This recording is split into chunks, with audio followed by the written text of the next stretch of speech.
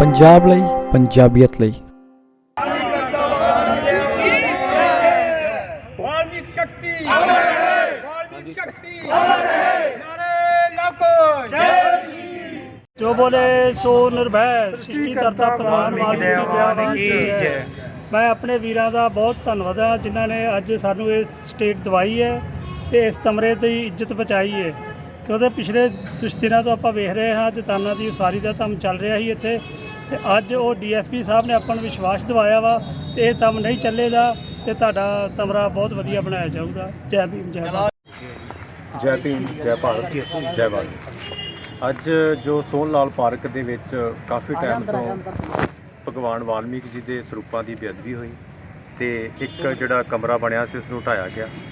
ਅਸੀਂ ਸ਼ਹਿਰ ਦੇ ਸਾਰੇ ਹੀ ਸਮਾਜ ਨੇ ਰਲ ਕੇ ਅੱਜ ਜਿਹੜਾ ਮੋਰਚਾ ਇਹਨੂੰ ਲਾਇਆ ਸੀ ਉਹ ਫਤਿਹ ਕੀਤਾ ਹੈ ਕਿ ਅੱਜ ਡੀਐਸਪੀ ਸਾਹਿਬ ਤੋਂ ਗਏ ਸਾਂ ਉਹਨਾਂ ਨੇ ਵਿਸ਼ਵਾਸ ਦਿਵਾਇਆ ਕਿ ਜਲਦੀ ਹੀ ਉਹ ਕਮਰੇ ਨੂੰ ਵਧੀਆ ਤਿਆਰ ਕੀਤਾ ਜਾਵੇਗਾ ਤੇ ਜੋ ਮਹਾਰਾਜ ਦੇ ਸਰੂਪ ਨੇ ਭਗਵਾਨ ਵਾਲਮੀਕ ਜੀ ਦੇ ਉਹ ਵਧੀਆ ਸਪੈਸ਼ਲ ਤਰੀਕੇ ਨਾਲ ਬਣਾ ਕੇ ਲਾਏ ਜਾਣਗੇ ਤੇ ਅਸੀਂ ਉਹਨਾਂ ਦੇ ਜਿਹੜੇ ਫੈਸਲੇ ਦੀ ਸ਼ਲਾਘਾ ਕਰਦੇ ਹਾਂ ਜੀ।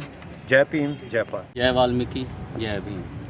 ਅੱਜ ਸਾਡੇ ਸਤਿਕਾਰਯੋਗ ਸਾਰੇ ਸਾਥੀਆਂ ਦੇ ਸਹਿਯੋਗ ਦੇ ਨਾਲ ਇਸ ਪਾਰਕ ਨੂੰ ਬਚਾਇਆ ਗਿਆ ਹੈ ਜਿਹੜੀ ਕਿ ਇਹਦੇ ਉੱਤੇ ਨਜਾਇਜ਼ ਕਬਜ਼ਾ ਹੋ ਰਿਹਾ ਸੀ ਤੇ ਸੋਚਣ ਵਾਲੀ ਗੱਲ ਇਹ ਹੈ ਸਾਥੀਓ ਕਿ ਵੇਖੋ ਇੱਕ ਮੇਨ ਇਹ ਪਾਰਕ ਆ ਜਿਹੜੀ ਕਿ ਸੋਹਣ ਲਾਲ ਜੀ ਦੇ ਜਿਨ੍ਹਾਂ ਨੇ ਸ਼ਹੀਦੀ ਦਿੱਤੀ ਆ ਉਹਨਾਂ ਦੀ ਠੀਕ ਹੈ ਸਾਂਝਾ ਕੰਮ ਸੀ।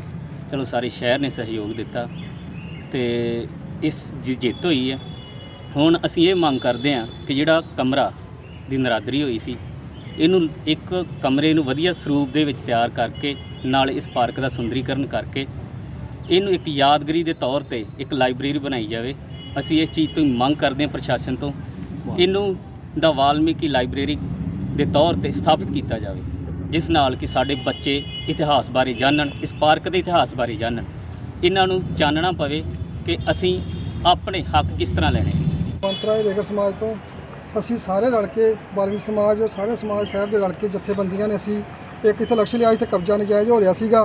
ਅਸੀਂ ਇੱਕ ਹੋਰ ਕਾਇਆ ਜਦੋਂ ਅਸੀਂ ਇੱਥੇ ਸਾਡੇ ਮਹਾਰਾਜ ਦੇ ਸਰੂਪ ਆਏ ਸੀਗੇ ਅੰਦਰ ਇੱਕ ਰੂਮ ਸੀਗਾ ਉਹਨੂੰ ਢਾਹ ਦਿੱਤਾ ਗਿਆ ਸੀ ਤੇ ਸਾਡੇ ਮਹਾਰਾਜ ਦੇ ਸਰੂਪਾਂ ਦੀ ਬੇਅਦਬੀ ਹੋਈ ਸੀਗੀ। ਅੱਜ ਦੋਵੇਂ ਪਾਰਟੀਆਂ ਬਹਿ ਕੇ ਡੀਐਸਪੀ ਸਾਹਿਬ ਨੇ ਸਾਡਾ ਫੈਸਲਾ ਕਰਾਇਆ ਕਿ ਇਹ ਜਿਹੜਾ ਰੂਮ ਆ ਵੱਡਾ ਕੀਤਾ ਜਾਊਗਾ ਤੇ ਨਾਲੇ ਉੱਥੇ ਤੁਹਾਨੂੰ ਵਧੀਆ ਸਰੂਪ ਮਹਾਰਾਜ ਦੇ ਸਰੂਪ ਲਵਾ ਕੇ ਤੇ ਤੁਹਾਨੂੰ ਦਿੱਤੇ ਜਾਣਗੇ। ਤੇ ਬਾਕੀ ਮੈਂ ਇਹ ਮੰਗ ਕਰਦਾ ਇੱਥੇ ਨਾਲ ਜਿੰਨੇ ਵੀ ਆਪਣੇ ਸ਼ਹੀਦ ਹੋਏ ਆ ਉਹਨਾਂ ਸਾਰਿਆਂ ਦੀਆਂ ਇੱਥੇ ਇੱਕ ਲਾਇਬ੍ਰੇਰੀ ਬਣਾਈ ਜਾਂਦੀ ਉਹਦੇ ਵਿੱਚ ਸਾਰਿਆਂ ਦੇ ਸਰੂਪ ਲਾਏ ਜਾਣ। ਭਗਵਾਨ ਵਾਲਮੀਕੀ ਮਹਾਰਾਜ ਦੇ ਨਾਂ 'ਤੇ ਇੱਕ ਲਾਇਬ੍ਰੇਰੀ ਬਣਾਈ ਜਾਵੇ ਤੇ ਉਹਦੇ ਵਿੱਚ ਸ਼ਹੀਦਾਂ ਦੀਆਂ ਆਪਣੇ ਤਸਵੀਰਾਂ ਲਾਈਆਂ ਜਾਣ ਤੇ ਨਾਲੇ ਉਹਨਾਂ ਦਾ ਇਤਿਹਾਸ ਦੱਸਿਆ ਜਾਵੇ। ਤੇ ਅਸੀਂ ਇਹ ਵੀ ਮੰਗ ਕਰਦੇ ਸੋਹਣ ਲਾਲ ਪਾਠਕ ਜੀ ਦਾ ਜਿੰਨਾ ਇਤਿਹਾਸ ਸੀਗਾ ਪਿਛਲਾ ਉਹਦੇ ਲਈ ਇੱਕ ਸਪੈਸ਼ਲ ਕਿਤਾਬ ਛਪਾਈ ਜਾਵੇ ਤੇ ਉਹਦੇ 'ਚ ਰੱਖੀਆਂ ਜਾਣ ਕਿ ਸ਼ਹਿਰ ਵਾਸੀਆਂ ਸਾਡੇ ਬੱਚੇ ਆਉਣ ਕੇ ਪੜ੍ਹਨ ਤੇ ਉਹਨਾਂ ਨੂੰ ਪਤਾ ਲੱਗੇ ਕਿ ਸਾਡੇ ਸ਼ਹੀਦ ਹੋਏ ਸੀਗੇ ਮਹਾਨਾਇਕ ਬਰਮਾ ਦੀ ਲੜਾਈ ਦੇ ਟਾਈਮ 'ਤੇ ਕਿ ਇਹਨਾਂ ਦਾ ਪਤਾ ਲੱਗਿਆ। ਸਾਡੇ ਬੱਚਿਆਂ ਨੂੰ ਪਤਾ ਹੀ ਨਹੀਂਗਾ ਕਿਉਂਕਿ ਇੱਥੇ ਪਾਰਕ ਦੀ ਬੇਅਦਬੀ ਹੁੰਦੀ ਆ। ਜਦੋਂ ਵੀ ਆਉਂਦੇ ਆ ਘਾਹ ਗੋਡੇ ਗੋਡੇ ਉੱਗਿਆ ਹੁੰਦਾ ਵਾ ਜਿੰਦਰਾ ਮਾਰਿਆ ਹੁੰਦਾ ਵਾ ਦੁਕਾਨ ਵਾਲਿਆਂ ਨੇ ਤੇ ਕਬਜ਼ਾ ਕੀਤਾ ਹੋਇਆ ਸੀਗਾ। ਹੁਣ ਦੁਕਾਨ ਪਹਿਲਾਂ ਅਕਾਲੀ ਸਰਕਾਰ ਕਬਜ਼ਾ ਕਰਨ ਦੀ ਹੁਣ ਸਾਡੀ ਨਵੀਂ ਸਰਕਾਰ ਆਈ ਆ ਉਹਨਾਂ ਨੇ ਵੱਡੀਆਂ ਦੁਕਾਨਾਂ ਕਰਨ ਦੀ ਕੋਸ਼ਿਸ਼ ਕੀਤੀ। ਸਿਰਫ ਦੁਕਾਨ ਵਾਲਿਆਂ ਦਾ ਸੋਚਦੇ ਆ ਸ਼ਹਿਰ ਦਾ ਕੋਈ ਨਹੀਂ ਸੋਚਦਾ। ਅੱਜ ਡੀਐਸਪੀ ਸਾਹਿਬ ਨੇ ਸਾਨੂੰ ਵਿਸ਼ਵਾਸ ਦਿਵਾਇਆ ਕਿ ਕੋਈ ਦੁਕਾਨਾਂ ਵੱਡੀਆਂ ਨਹੀਂ ਹੋਣਗੀਆਂ ਤੇ ਬਾਕੀ ਤੁਹਾਡਾ ਜਿਹੜਾ ਮਹਾਰਾਜ ਦਾ ਜਦੋਂ ਰੂਮ ਸੀਗਾ ਉੱਥੇ ਜਿਹੜੀ ਬੇਅਦਬੀ ਹੋਈ ਸੀਗੀ ਅਸੀਂ ਉਹਨੂੰ ਪੂਰਾ ਤਿਆਰ ਕਰਕੇ ਵਿਸ਼ਾਲ ਬਣਾ ਕੇ ਵੱਡਾ ਰੂਮ ਬਣਾ ਕੇ ਤੇ ਉੱਥੇ ਮਹਾਰਾਜ ਦੇ ਸਰੂਪ ਲਵਾਏ ਜਾਣਗੇ। ਇੰਨਾ ਹੀ ਮੈਂ ਕਹਿੰਦਾ ਹਾਂ। ਜੈ ਵਾਲਮੀਕੀ ਜੈ ਭੀਮ। ਬੜੀ ਖੁਸ਼ੀ ਦੀ ਗੱਲ ਹੈ ਕਿ ਅੱਜ ਜੋ ਕਿ ਡੀਐਸਪੀ ਦਫ਼ਤਰ ਸਾਰੇ ਪੱਟੀ ਸ਼ਹਿਰ ਦੇ ਮੋਹਤਬਾਰ ਇਕੱਠੇ ਹੋਏ ਸੀ ਜਿਨ੍ਹਾਂ ਨੇ ਅਹਿਮ ਫੈਸਲਾ ਲਿੱਤਾ ਕਿ ਜਿੱਦਾਂ ਵੀ ਤੁਸੀਂ ਕਹੋਗੇ ਡੀਐਸਪੀ ਸਾਹਿਬ ਐਸਐਚਓ ਸਾਹਿਬ ਔਰ ਪੱਟੀ ਸ਼ਹਿਰ ਦੇ ਜਿੰਨੇ ਵੀ ਮੇਨ ਮੋਹਤਬਾਰ ਸੁਸਾਇਟੀ ਮੈਂਬਰ ਸੀ ਉਹਨਾਂ ਨੇ ਇਹੋ ਕਿਹਾ ਸੀ ਕਿ ਜੋ ਜਗ੍ਹਾ ਦੀ ਬੇਅਦਬੀ ਹੋਈ ਉਸ 'ਤੇ ਅਸੀਂ ਲੈਂਟਰ ਵੱਡਾ ਪਵਾ ਕੇ ਦੇਵਾਂਗੇ ਔਰ ਜੋ ਸ੍ਰਿਸ਼ਟੀਕਰਤਾ ਵਾਲਮੀਕੀ ਦਇਆਵਾਨ ਜੀ ਦੇ ਸਰੂਪ ਆ ਉਹ ਅਸੀਂ ਆਪਣੇ ਹੱਥੀਂ ਚੁੱਕ ਕੇ ਭਗਵਾਨ ਵਾਲਮੀਕੀ ਕੇਂਦਰੀ ਮੰਦਿਰ ਵਿੱਚ ਲੈ ਕੇ ਜਾਵਾਂਗੇ। ਔਰ ਦੀ ਔਰ ਇਸ ਵਾਰ ਜੋ ਜਗ੍ਹਾ ਦੀ ਉਸਾਰੀ ਚੱਲ ਰਹੀ ਸੀ ਉਹ ਵੀ ਨਹੀਂ ਹੋਵੇਗੀ। ਅੱਜ ਬਹੁਤ ਹੀ ਖੁਸ਼ੀ ਦਾ ਦਿਨ ਆ ਜੀ ਔਰ ਵਾਲਮੀਕ ਸਮਾਜ ਦੀ ਅੱਜ ਜਿੱਤ ਹੋਈ ਆ ਜੀ। ਅੱਜ ਜੋ ਆਪਣਾ ਸੋਹਣ ਲਾਲ ਪਾਰਕ ਦੇ ਵਿੱਚ ਇੱਕ ਕਮਰਾ ਬਣਿਆ ਸੀ ਉਸ ਕਮਰੇ ਦੇ ਵਿੱਚ ਵਾਲਮੀਕ ਮਹਾਰਾਜ ਦਾ ਮੰਦਿਰ ਸੀ ਔਰ ਉਹਨਾਂ ਦੇ ਸਰੂਪਾਂ ਦੀ ਜੋ ਬੇਅਦਬੀ ਹੋਈ ਸੀ ਅੱਜ ਸਾਨੂੰ ਡੀਐਸਪੀ ਪੱਟੀ ਨਾਲ ਉਹਨਾਂ ਦੇ ਐਸਐਚਓ ਪੱਟੀ, ਉਹਨਾਂ ਨੇ ਸਾਨੂੰ ਵਿਸ਼ਵਾਸ ਦਿਵਾਇਆ ਵਾ ਇਸ ਚੀਜ਼ ਦਾ ਕਿ ਅਸੀਂ ਇਹ ਜਿਹੜਾ ਜੋ ਤੁਹਾਡਾ ਕਮਰਾ ਦੀ ਛੱਤ ਡਿੱਗੀ ਆ, ਇਹ ਕਮਰਾ ਤੁਹਾਨੂੰ ਵੱਡਾ ਕਰਕੇ ਦੇਵਾਂਗੇ ਔਰ ਇਹਦੇ ਵਿੱਚ ਵਾਲਮੀਕ ਮਹਾਰਾਜ ਦਾ ਅਸੀਂ ਸਰੂਪ ਦੀ ਮੂਰਤੀ ਸਥਾਪਨਾ ਕਰਾ ਕੇ ਦੇਵਾਂਗੇ। ਔਰ ਸਾਰੇ ਹੀ ਵਾਲਮੀਕ ਸਮਾਜ 'ਚ ਅੱਜ ਖੁਸ਼ੀ ਦੀ ਲਹਿਰ ਆ ਜੀ।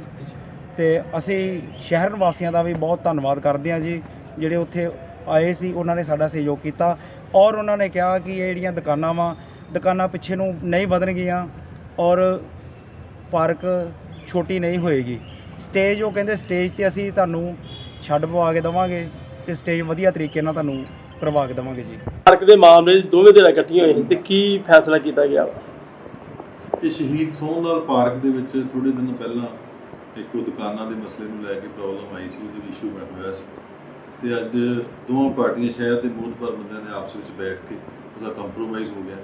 ਜਿਹੜਾ ਸ਼ਹੀਦ ਸੋਹਣ ਲਾਲ ਪਾਰਕ ਦੇ ਵਿੱਚ ਜਿਹੜਾ ਹੈਗਾ ਸਟੇਜ ਦਾ ਤੇ ਉੱਥੇ ਜਿਹੜੇ ਕਮਰਾ ਕੋਈ ਬਣਾਉਣਾ ਹੈ ਰਾਮਲੀਲਾ ਵਾਸਤੇ ਉਹ ਤਿਆਰ ਕੀਤਾ ਜਾਊਗਾ ਸਾਰਿਆਂ ਦੀ ਸਹਿਮਤੀ ਦੇ ਨਾਲ।